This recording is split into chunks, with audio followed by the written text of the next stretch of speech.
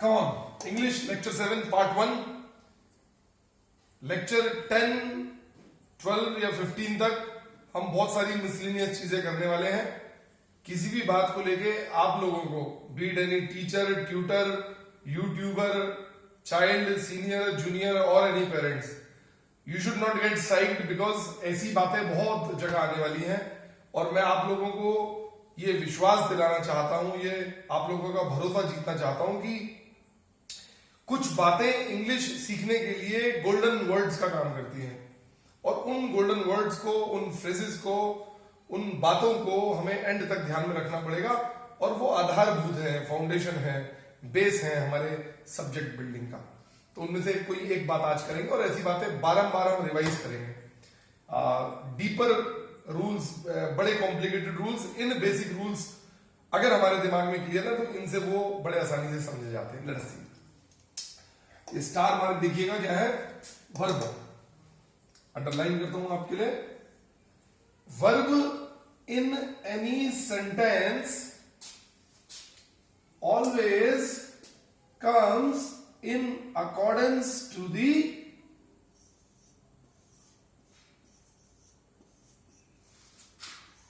Subject. इस बात को समझ लीजिए आप। Verb in any sentence always comes in accordance to the subject. किसी भी वाक्य में क्रिया यानी कि वर्ब का आना केवल और केवल सब्जेक्ट पर निर्भर करता है। उदाहरण बहुत अच्छा है। I who have done PhD in maths, मैंने जो कि मैथ्स में पीएचडी है की है, आपकी सेवा में हाजिर हूं, इज एट योर सर्विस। यहां पर इस सेंटेंस को दोबारा पढ़िए। I who have done PhD in maths is eight your service. आप इसे थोड़ा और अच्छा बना सकते हैं। आप इसे लिख सकते हैं I who have done PhD in maths is always at your service. यानी कि मैं किसी से बोल रहा हूं कि मैंने भले ही मैथ्स में पीएचडी की है लेकिन मैं हमेशा आपकी सेवा में हाजिर हूं। अब मान लीजिए ये हु से पहले हमने एक ब्रैकेट लगाया और यहां मैथ्स के बाद एक ब्रैकेट लगाया। अब इस सेंटेंस को दोबारा पढ़ते हैं और ब्रैकेट वाला पार्ट हटा देते हैं। देखिए, I is always at your service, जो कि ग्रामेटिकली इनकरेक्ट है। यहां होना क्या चाहिए था? यहां होना चाहिए था आई am always at your service. यानी कि जो हमारा सब्जेक्ट है वो है आई, जो हमारा वर्ब है वो है एम। अब सेंटेंस पढ़िए, I am always at your service. तो ये जो वर्ब है, this should come in accordance to the subject that is I. This is subject. ये आई के बाद वर्ब आ रहा है। हमारा जो ये बीच का पार्ट है ये है सेंटेंस ट्रैफिक, यानी कि वो दूर कर रहा है दो चीजों को। पहला आई जो कि है सब्जेक्ट, दूसरा इज या एम जो कि है वर्ब। मैंने इससे पहले वाले लेक्चर में बताया था कि we always should understand subject plus verb agreement. किसी भी सेंटेंस को बनाने के लिए दो शब्द चाहिए, एक चाहिए सब्जेक्ट, दूसरा चाहिए वर्ब। तो सब्जेक्ट के अकॉर्डिंग वर्ब ने आना है। इन दोनों का एक एग्रीमेंट हुआ है कि सब्जेक्ट कैसा होगा तो वर्ब कैसा आएगा। कल यानी कि पिछले वीडियो में हमने बात की थी राम प्लेज, बॉय प्लेज। ये भी सब्जेक्ट है, ये भी सब्जेक्ट है, दोनों सिंगुलर है। तो वर्ब में हम एस लगा रहे हैं। कब? जब ये सेंटेंस सिंपल प्रेजेंट टेंस का होगा और हम बात करेंगे थर्ड पर्सन की, और वो भी कैसे में, सिंगुलर। सिंपल प्रेजेंट कब होता है, ये भी आपको बताया था कि आवृत्ति आए ट्रांसलेशन में, चेंज जो आए वो आए ता ते ती। राम खेलता है, लड़का खेलता है। लेकिन ये भी आपको बताया गया था कि जैसे ही बॉय का बॉयज बन जाएगा तो यहां पर आ जाएगा प्ले। ये बॉयज जो कि एक सब्जेक्ट है, ये प्लूरल है, तो प्लूरल में वर्ब में एस नहीं आता, लेकिन सिंगुलर में सब्जेक्ट जब सिंगुलर हो तो वर्ब में एस आता है, प्लेज होगा, प्लेज होगा। सिंपल प्रेजेंट यानी के ता ते ती, third person singular form. Third person बता दिया गया है आपको, बोलने वाला फर्स्ट पर्सन, ये एक भी हो सकता है, ये अनेक भी हो सकते हैं।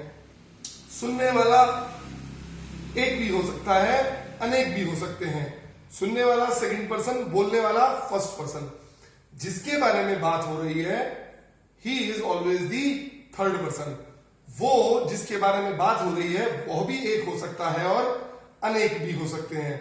उसके लिए एक अलग टेबल है, वो हम अपने आगे वाले वीडियोस में उस बात को कवर करेंगे।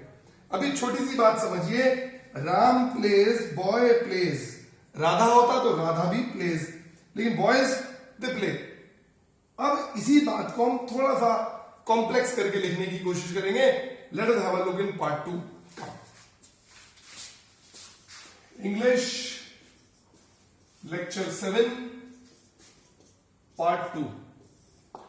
मैंने बोला राम प्लेज। अब मैं बोलता हूं क्योंकि राम जो कि सब्जेक्ट है ये सिंगुलर है, तो हमने वर्ब में एस लगा दिया। अब मैं बोलता हूं श्याम प्लेज। यहां पर श्याम भी सब्जेक्ट है, इसलिए मैंने वर्ब में एस लगा दिया। अब अगर मैं इस राम को और इस राम को दोनों को एक ही सेंटेंस में यूज करता हूं तो क्या चेंजेस आते हैं? It is Ram and Shyam plays या प्ले। ये मेरे लिए एक सवाल है। तो यहां पर हमने देखा कि राम जो कि एक सब्जेक्ट है ये सिंगुलर है, श्याम जो कि एक सब्जेक्ट है ये भी सिंगुलर है। हमने ये पढ़ा कि जब सब्जेक्ट सिंगुलर होता है, थर्ड पर्सन होता है, सिंपल प्रेजेंट टेंस होता है, तो हम वर्ब में एस लगाते हैं। तो यहां पर भी जो सब्जेक्ट 1 है वो राम है जो कि सिंगुलर है, सब्जेक्ट 2 जो कि श्याम है वो भी सिंगुलर है। दोनों का कनेक्शन एंड से हुआ है। अब हम यहां पर प्लेज लगाएंगे या प्ले लगाएंगे। प्लेज यानी कि वर्ब में एस लग चुका है और यहां पर वर्ब में एस नहीं लगा। तो रूल इंग्लिश का ये कहता है कि जब भी दो सब्जेक्ट यानी कि सब्जेक्ट 1 और सब्जेक्ट 2 जुड़े हो किससे? एंड से, तो जो भी वर्ब आएगा वो प्लूरैलिटी का आएगा। प्लूरैलिटी का मतलब है कि वर्ब में एस नहीं लगेगा। तो right answer will be Ram and Shyam play. Ram और श्याम खेलते हैं। ये ठीक इसी प्रकार का हो गया जैसे हमने बोला था बॉयज प्ले, ना कि बॉयज प्लेज। तो जिस प्रकार से हम बॉयज के लिए प्लूरैलिटी में वर्ब में एस नहीं लगाते, उसी प्रकार से भले ही हमारे दोनों सब्जेक्ट 1 जो कि राम है, सब्जेक्ट 2 जो कि श्याम है, दोनों ही सिंगुलर हैं, लेकिन वो एंड से जुड़े हैं, तब हमारा जो वर्ब है वो प्लूरल नेचर का आएगा, यानी कि वर्ब में एस नहीं लगेगा। इसी बात को आगे बढ़ाते हुए आपको समझना पड़ेगा, जब भी सब्जेक्ट 1 कोई सा सब्जेक्ट हो और सब्जेक्ट 2 कोई सा सब्जेक्ट हो, वो दोनों कनेक्टेड हो किससे, एंड से, तो वर्ब जो है वो प्लूरैलिटी का आएगा, प्लूरैलिटी। यानी कि अगर मैं सिंपल प्रेजेंट टेंस की बात कर रहा हूं तो वर्ब में एस नहीं आएगा। अब ये जो दो सब्जेक्ट हैं ये अलग अलग प्रकार के हो सकते हैं, माने सिंगुलर भी हो सकता है, सिंगुलर, इसके लिए मैं एस लिख रहा हूं, और ये प्लूरल भी हो सकते हैं, इसके लिए लिख रहा हूं पी। तो इनके कॉम्बिनेशन 4 बनेंगे मैथमेटिकली, यानी कि ये दोनों सब्जेक्ट या तो सिंगुलर हो, या पहला सिंगुलर हो दूसरा प्लूरल हो, या पहला प्लूरल हो दूसरा सिंगुलर हो, या फिर पहला भी प्लूरल हो और दूसरा भी प्लूरल हो।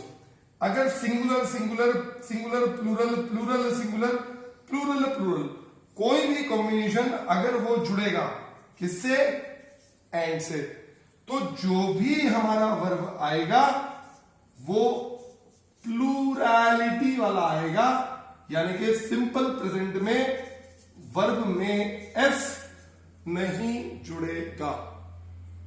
हम इन्हीं बातों को अपने नेक्स्ट लेक्चर में विद एग्जांपल समझने की कोशिश करेंगे और इन बातों को बहुत अच्छे से समझेंगे। लास्ट में फिर से उसी लाइन में आइए, पार्ट 1 में, ये आपके लिए आज की गोल्डन लाइन होनी चाहिए। Verb in any sentence always comes in accordance to the subject. जिस सब्जेक्ट की सेंटेंस में बात हो रही हो उसी के अकॉर्डेंस में वर्ब किसी भी सेंटेंस में आता है। इस बात को हम नहीं भूलेंगे और आगे बढ़ेंगे। Stay tuned and connected. Good bye.